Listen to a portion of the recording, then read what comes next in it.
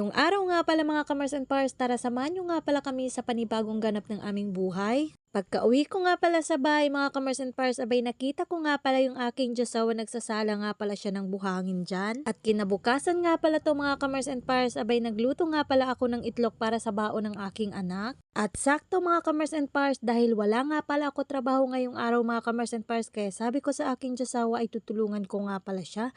At ako na nga pala yung magluluto ngayon. At dahil marami pa nga kaming bahaw na tira kagabi mga Kamars and Pars, kaya naisip ko na lang isinangag mga Kamars and Pars para hindi naman masayang, kasi masarap din naman talaga kapag may sinangag sa umaga, lalong lalo na kapag may kape mga Kamars and Pars. At habang nga pala ako'y nagluluto mga Kamars and Pars, naisipan ko nga pala dyan maglaba, pero pagising ko kanina mga Kamars and Pars, abay hinihika ako, kaya sabi ng aking Diyosawa hindi na raw muna ako maglaba. At hindi na rin niya ako pinatulong sa pag-alsa ng masa mga Kamars and Pars, kasi kita niya siguro na